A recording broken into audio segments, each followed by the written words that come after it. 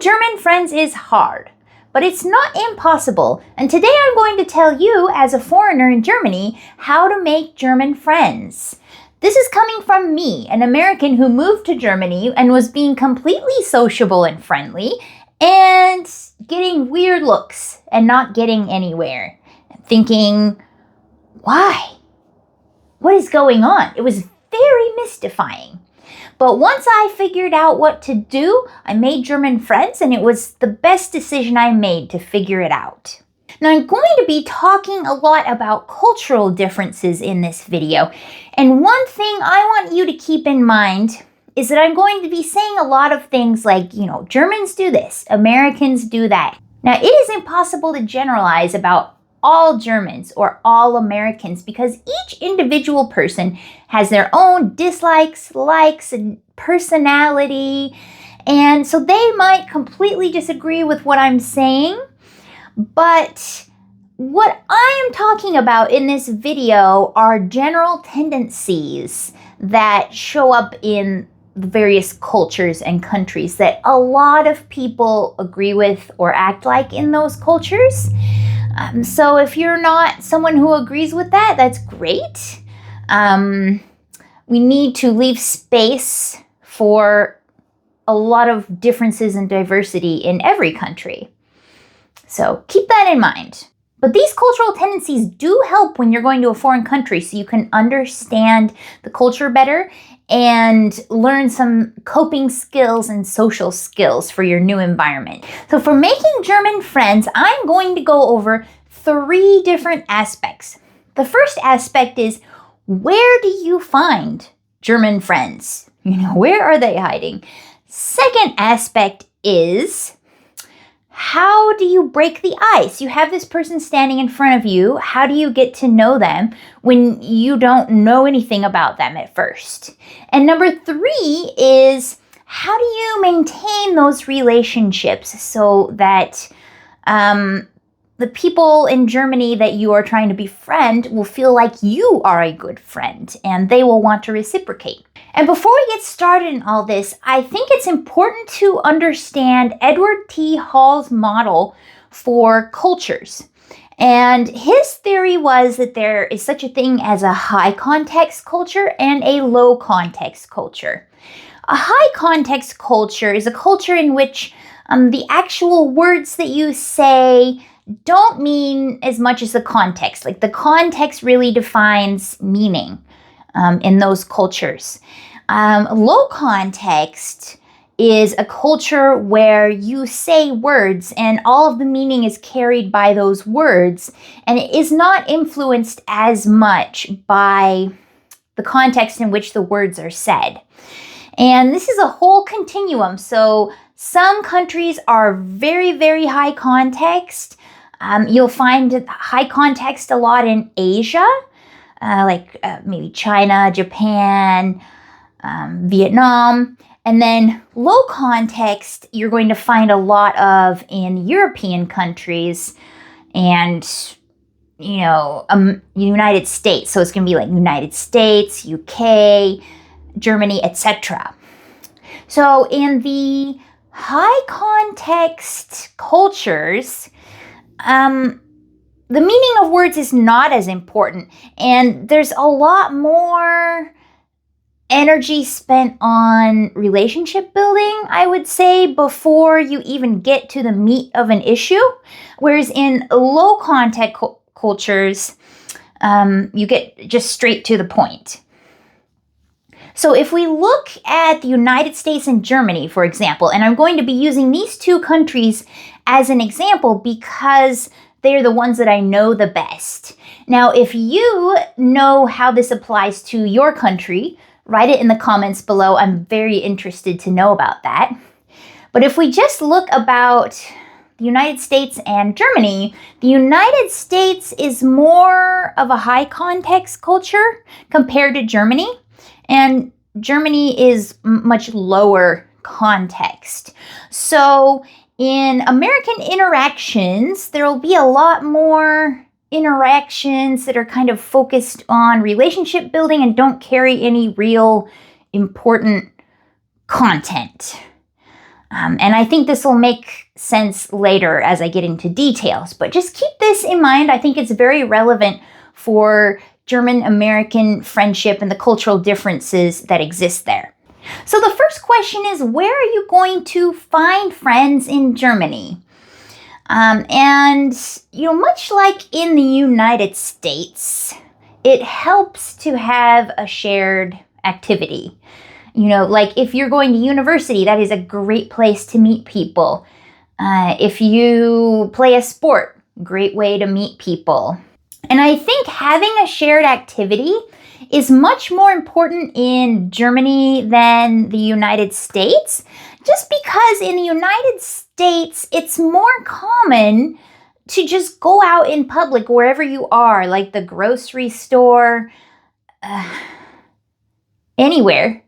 You can go out anywhere and just have a friendly conversation with someone. Tell them about whatever you want, your latest basketball championship, your visit to the doctor, what your children are doing in school. Nobody cares. You can go out and have a friendly conversation with anyone and divulge all this personal information and kind of feel like you're really connecting and maybe even make a friend.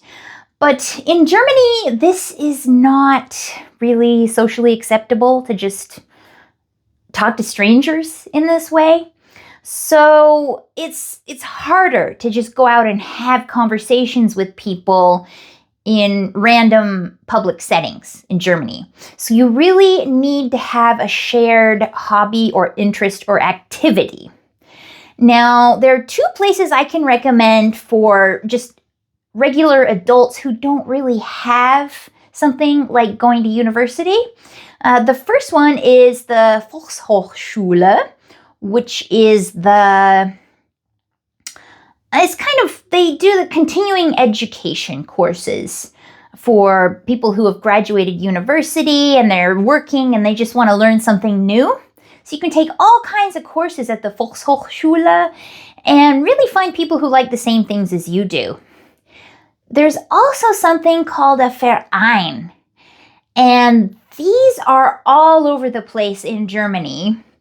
It's kind of a cross between a club and a non-profit, and I'm not an expert on Vereins. I could probably do a whole video on that and research, but that's just my understanding of how they work in Germany. But from an experience level, there are so many Vereins, you can find one for whatever you want. So I just went online and Googled Vereine in Bayreuth, which is where I used to live, Bayreuth, Germany. There was a whole list on the city page with Vereins, and they were all different kinds. There were animal husbandry Vereins. There was like a chess Verein for people who like to play chess. There's like self-help for people with various different disabilities. They had, religious Vereins for people who like to dress up in traditional outfits. Anything you can think of, there's a Verein for it. And these Vereins, sometimes they will seem more official and have offices and stuff. And sometimes they may just be more like a club and have a clubhouse where everyone can get together whenever they want. So it's a great way to meet people. And it's a great way to find people that you have something in common with, which will come in handy during our next phase, which is breaking the ice. Okay, so you've joined the chess Verein maybe, and you're going to one of these events and you want to make friends, but these are complete strangers and you need a way to break the ice. Now, from an American perspective, I need to tell you a few things you won't do and that will not go over well.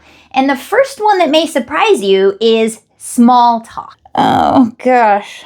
Do not engage in small talk.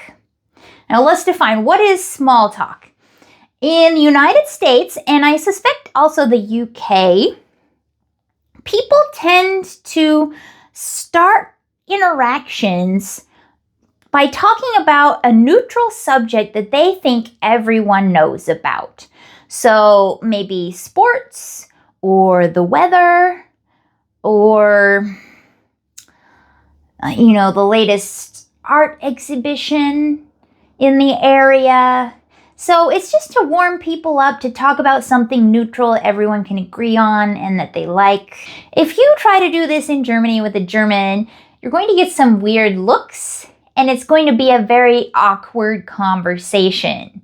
So you need to get out of that habit immediately. Throw the small talk in the trash. It will not work in Germany. It will just be very awkward. Okay, number 2, the second thing that you are not going to do under any circumstances is just start talking with a random person and telling them a bunch of personal things.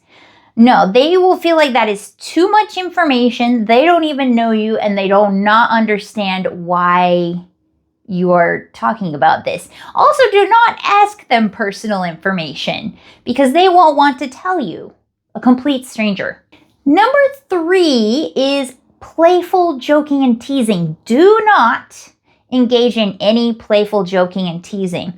And this is something that I know we do see in the United States a lot. Maybe you want to be buddy-buddy with someone, so you walk in and you make fun of their shirt in a playful way, or make fun of how they were late. You just make some kind of joke, and it loosens up the atmosphere and gets everyone laughing. And that's a way that Americans bond. But in Germany, it doesn't work that way. And you also have to consider that something that is funny in America is only funny because you have that shared American context. And so even if they were in the mood for joking when you said the joke, they might not have the cultural background to understand what you mean. So jokes are just going to fall flat. No playful joking or bantering or anything like that. So if you're an American, this may leave you demoralized. Like, what can you talk about? And that's where I'm here to help. The first thing you can talk about is shared interests. And that's where being at a Verein comes in, or being at a class. Because if you're both taking a pottery class, you know that other person is interested in pottery. So you can talk about pottery, the best way to do pottery, where to find good pottery supplies, etc. They're gonna love that if you're at a pottery class. If you're at a chess club, talk about fun chess moves. And that is an excellent icebreaker to get people talking. And if you can get them talking long enough about chess and they decide that they like you, they might even move on to other subjects. And if they do that, you're making a difference in getting to know them. Another thing you can talk about is anything relevant to the current situation. So if Susie is over at the bar getting a wine, you could ask Susie what flavor the wine is, where Susie got it, if she would recommend that you get it, and kind of start things off that way. So those are my 2 recommendations. And what you really need to remember is just keep it relevant. Don't talk about anything that is not relevant to you and the other person in the current situation. And do not talk about overly personal things because you don't know each other yet. And once you get them talking about something in the immediate situation and you've talked for long enough, you might just become friends. Once you have that spark of friendship, you want to maintain it, and I'm going to give you tips for doing that. But first, you need to understand a little bit about German friendship. And I'm going to compare it to American friendship. American friendship stays very superficial for a long time. So you might go out with friends a lot. You might do a lot of things with them and feel like they're a friend, but you don't have them over, or maybe you only have them over rarely. You don't recognize their birthday. You don't get them a Christmas gift. If their car was broken down on the side of the road, you might not even help them with that. You just figure they need to take care of it. And that is something that Germans find really frustrating about making friends with Americans, is that they are on this superficial level for a very long time, and then they finally get to deep friendship eventually, but it takes a long time. And in Germany, you're basically either not a friend or a really good friend. And friendship means a lot. It means that you're going to recognize birthdays and, buy them a Christmas gift and help them out once in a while. If your friend needs support, you'll support them. And that just goes along with friendship. There's no superficial period. So if you want to maintain a good friendship in Germany with a German, then you need to be a good, supportive friend. And I'm going to suggest a few ways to do that. Now, the first way is learn German. And if you need help with this, I have a class that I'm launching this year. It's a self-guided German immersion course for beginners. I'll put the link below in case you want to join that. But learning German gives you a great advantage, because if you've ever spoken a foreign language, you know that it's very stressful to speak in a foreign language. You are always worried that you're not good enough or that you're communicating something incorrectly. So it's impossible for the other person to relax as long as they're communicating with you in the foreign language. They can be more themselves in their own language. And with Germans in particular, a lot of them learn English. So this could even be another way to strengthen your friendship if they help you with your German and you help them with their English. And also, if you think about it, if you speak German, your German friend could just wake up and say, "Oh, I've been wanting to see this movie. I could invite, my American friend to go." And it's a non-issue because you speak German. You can understand the movie. They can take you anywhere. But if you don't speak German, that's going to limit what you can do with them and what they can invite you to. So speaking German is a huge advantage. Second of all, be on time. Being on time is so important in Germany because it is a low context culture. And when they say they're meeting up at 3 p.m. at the cafe, they mean it. They are serious. So do not be late. If you are chronically late, that is going to annoy people a lot. And then third of all, set appointments and be reliable. So if you say you're going to come to the cafe at 3 p.m., show up. Do not cancel last minute. Do not forget about it. Heaven forbid. I actually, if you need a calendar to keep track of things, I have a German learning calendar where you can kill two birds with one stone. But find some way to keep a track of your schedule and be on time. Be to everything you said you would go to, unless there's some serious reason you can't. Be well organized, and that will go a long ways.